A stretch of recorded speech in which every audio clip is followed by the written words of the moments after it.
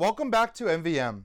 Today we're going to take a look at the game Pathfinder Arena, a new game coming out based on the popular Pathfinder RPG. Now, it is not an attempt to take the RPG mechanics and put them in an arena game. In fact, this is quite different than what you might be expecting and is kind of a puzzle game that takes place in that Pathfinder world. Now, it's chock full of references to Pathfinder, the same classes and abilities, the same staples you'd expect, as well as a lot of Easter eggs and references to Pathfinder, but the actual gameplay here is different and interesting. It's going to put you into a magical arena where your goal is not to defeat your opponents. Instead, you're going to be facing off against these monsters that are placed in the arena with you. Your goal is to do damage to the monsters while also avoiding damage and letting the monsters damage your opponents. It's kind of an interesting twist, and we'll talk about that in a second.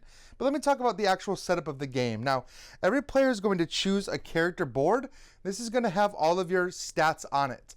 Every character starts at the same level, level 1, with 1 level in every one of their stats. So this is a little different than Pathfinder. You've got your same stats that you'll recognize: strength, dex, con, intelligence, wisdom, charisma, but you'll notice that everyone starts with 1, and you can build this sheet out kind of as you'd like. So if you want to play a wizard, but you want to put all of his points into strength, you can do that. You can make a very strong wizard. But you'll notice that his strength caps out at 4, while his intelligence and charisma cap out at 7. So while every character has the same start, they all are better at certain things. They can all get better at certain things. You won't see the warrior with a 7 intelligence. In fact, they have a strength and charisma as their highest. So you're going to actually be able to level this character up over the course of the game. So that's kind of the same start for every character, but you do have an asymmetric deck of cards.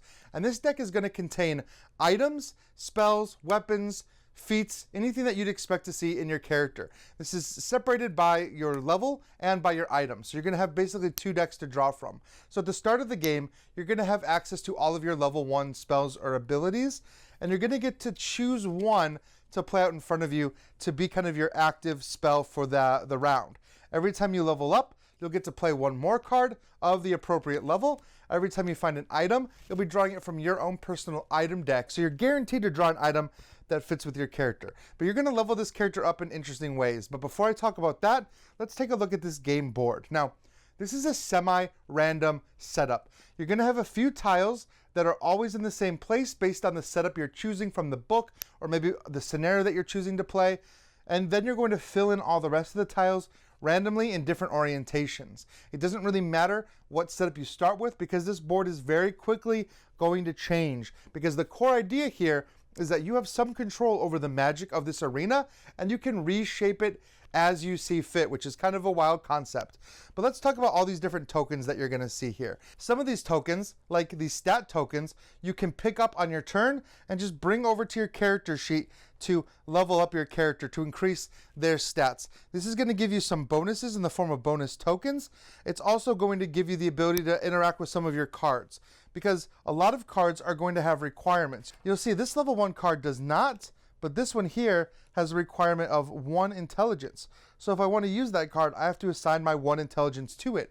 Meaning if I had another card out that required intelligence, I better look for some intelligence tokens on the board. And there's a bag here that you're going to fill up with tokens based on the player count, and they're going to come seed the board over the game. So you'll know that kind of what's in here, so you'll have an idea of what you'll be able to gain over the course of the game.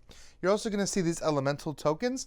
These you can take in front of you, and they're going to boost you with some elemental abilities.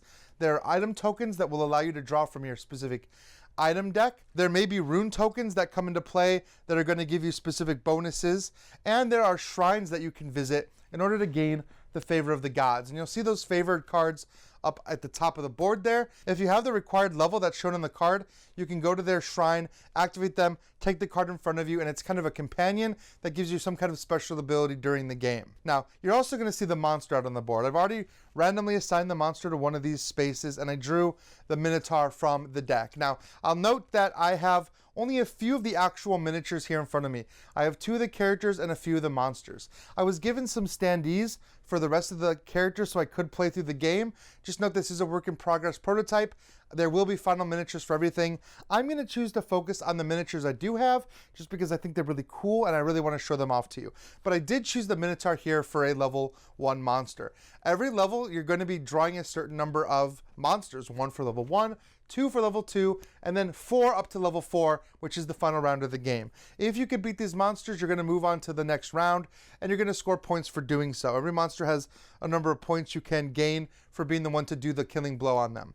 They've also got a variety of special abilities of attacks that they'll do on their turn, either potentially regular damage or critical damage based on the monster. They all kind of have their own attacks here. Now, these monsters are going to go in a certain initiative order. You'll put initiative tokens on them just to denote which monster is going to go which turn. So that'll help when you have more monsters out. Now let's talk about what you can do on your turn and how you can actually interact with this monster. Of course, you can spend actions to move around the board, provided you have a path. You can use actions to pick up tokens.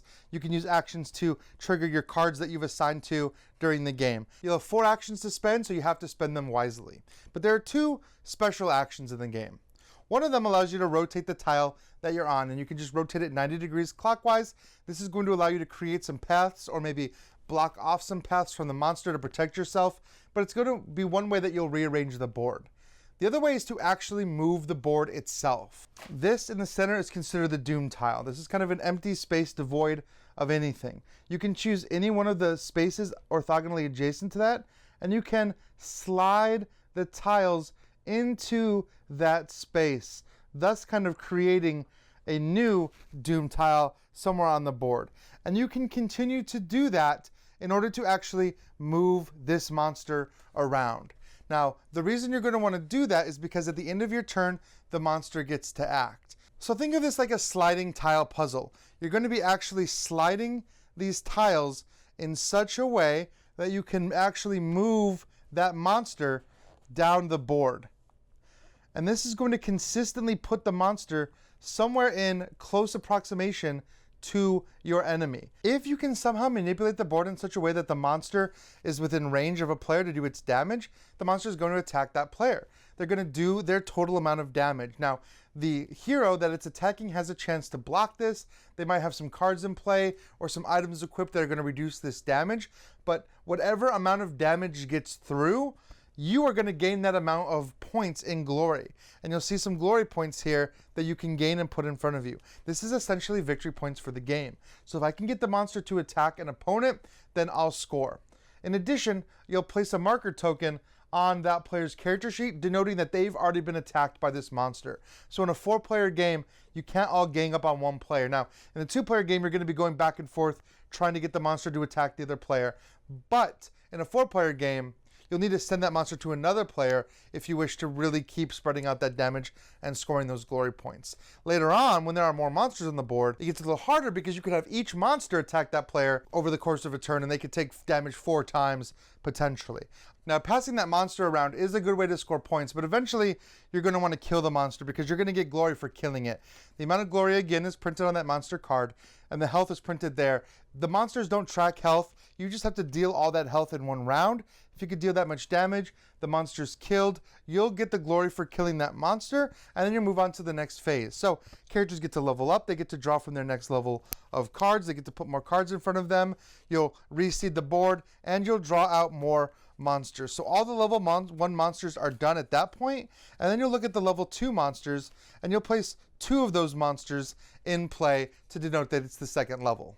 And you'll continue doing that, rolling that die to put these monsters out on the different summoning spaces in between each round. So you could end up with an overwhelming number of monsters. So the key here is to kind of try to pace the game. You don't want to move on to the next phase unless you're prepared. However, if you're ahead of the game, you've collected more attribute tokens, you've collected more item tokens, then it actually behooves you to kill those monsters as fast as possible, get the glory, and move on to the next phase while your enemy is unprepared. Now, the more enemies that you have on the board, of course, the more chances you'll have to actually move other opponents closer to the monsters and trigger the attacks from them. So the game can get kind of chaotic and kind of wild. It is a puzzle game. That's why I was saying this is not like any other Pathfinder game that you've probably played. That whole concept of shifting around this board like a sliding puzzle to either move tokens to your spot, move altars to your spot so you can get those God favor cards, or just trying to do the most damage as possible to your opponents. It's a very interesting system that they have in the game. It's got this push and pull system of wanting the monster to be close to your enemy in order to do damage, but you don't want to be too far away because you'd like to swoop in and get the kill if possible. Every turn you leave a monster alive to damage your opponent is a turn that they'll get a chance to come back and possibly kill that monster. So there's a lot of meaty decisions to make when it comes to the timing of this game, how you're going to level up your character, which are the class spells you're going to play in front of your features, cards that you're going to have out in play. It's going to allow for a very different game every time you play it. And of course, you're not going to see every one of the monsters that's included in the set each time. You're only going to see 10 over any given game. And I think there's maybe 14 that you'll have in the base Kickstarter box. So take a look at the Kickstarter page to see what all the final miniatures are going to look like. Hopefully you have a better understanding now of how Arena plays and how the gameplay actually works together to form a unique puzzle RPG hybrid experience. So that is Pathfinder Arena. The game is on Kickstarter right now, so take a look at their Kickstarter page and take a look at what all the stretch goals are, what all the final components and minis look like. I'd love to hear which monsters you'd love to see in this game, and thank you so much for taking a look at the game today. Please like, subscribe, follow us on YouTube, and as always, thank you so much for being part of our community, and until we see you again, keep having fun at the table. Congratulations, you got to the end of one of our videos. Now, if you want more practice, just click on the video over here. It's another video. You might not have seen it yet, so click on it. If you don't want to do that, at least click on the subscription button below. That always helps us. And if you want notifications, please ring that bell.